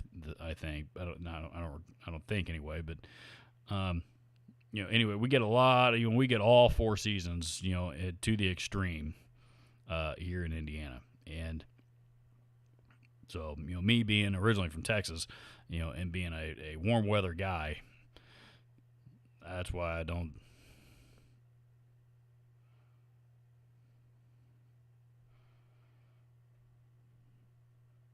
That's why I don't like. That's why I don't like cold weather. That's why I don't like grilling in the snow. Plus with in the wintertime, I like to use my grill for smoking a lot as well, and it's real hard to get to get the temperature right for smoking in the wintertime.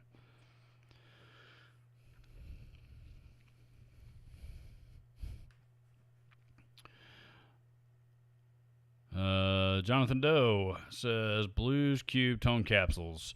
Eric Johnson, Robin Ford is the one I was thinking of. Not, I was thinking Robin Trower is Robin Ford. New York Blues, Sparkle Clean, Ultimate Blues. That is, so there's, what was that, 1, 2, 3, 4, 5 of them now.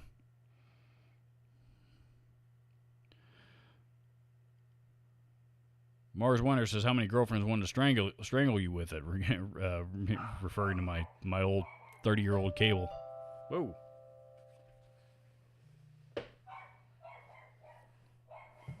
Someone's at the front door. Be right back.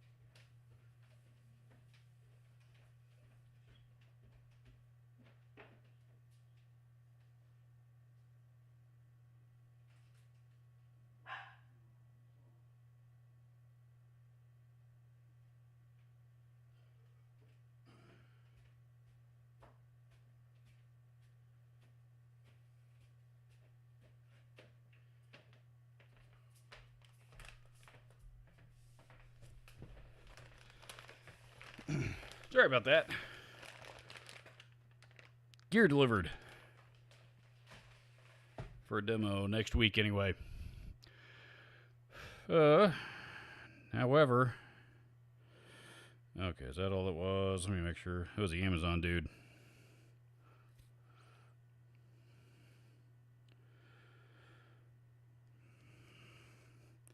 He took off before I could get down there. I just saw the package left for me. But my camera, my new Ring doorbell, seemed like.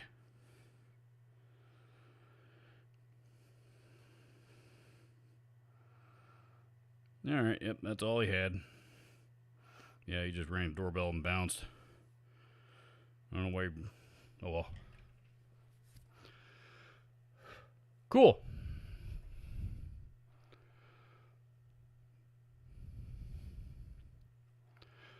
Where was I here?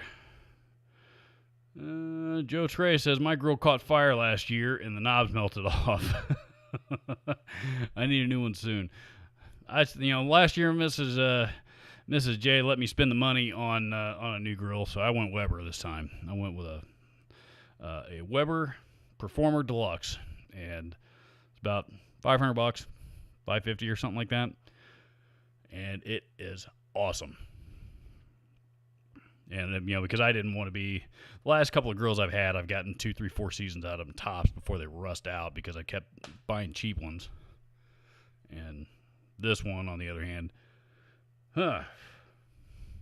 Weber Performer Deluxes are, there's like a whole community people of those things because they last forever. These people have been using those for 20 or 30 years. So that's what I wanted. So that's what I bought.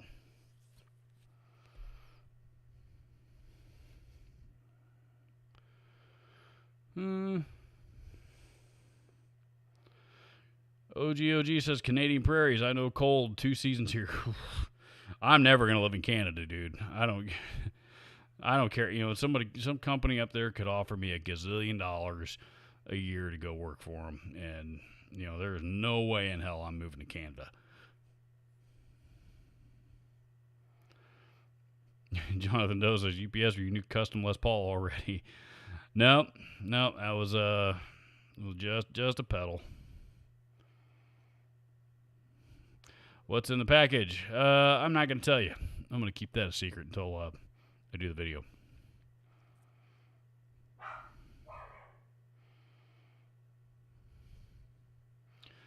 Michael Tilley is here. Welcome, sir.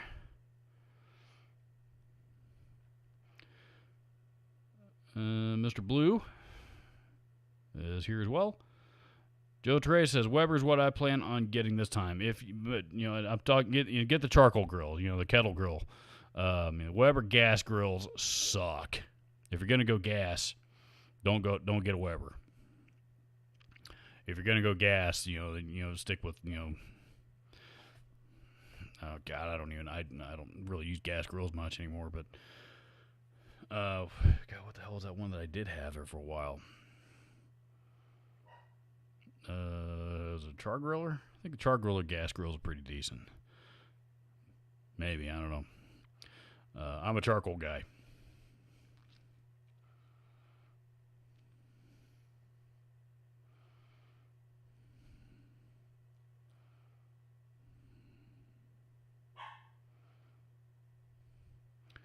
OG says gotta like the outdoor fishing, hunting. Then Canada's worth it. I used to be a really big outdoorsman. I was a real avid fisherman there for a while. Even had my own bass boat and everything. But it's boats are another thing that are a huge pain in the ass to maintain. By the way, I think.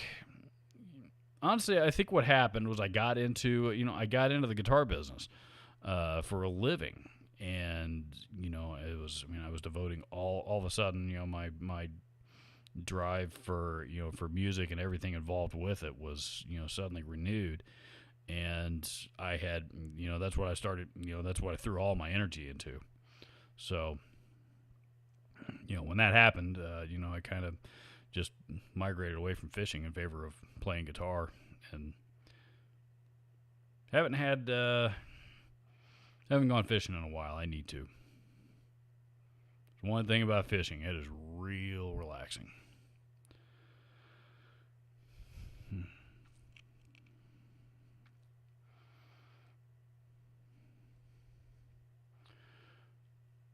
Let's see. I am a pedo.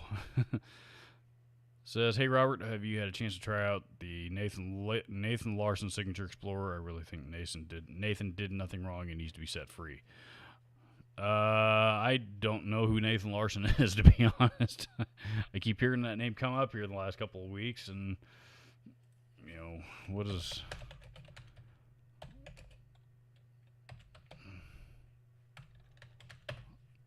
I'm assuming it's not the public accountant.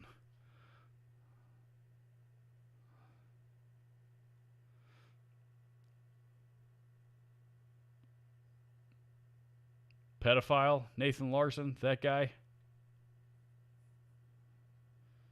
Yeah.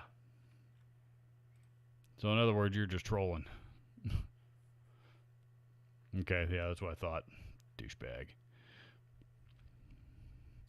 All right, well, guys, speaking of all this, speaking of food and grills and stuff, I'm hungry, so I'm going to go fire mine up. For those of you that contributed to the Super Chat, thank you very much. And again, I'm very, very, very grateful and humbled by your generosity. And new video goes up tomorrow, I think, right? Yeah. So, should anyway, around noon Eastern time, give or take, I think. Hell, I don't know. I can't keep track anymore. I got to go eat. See you guys.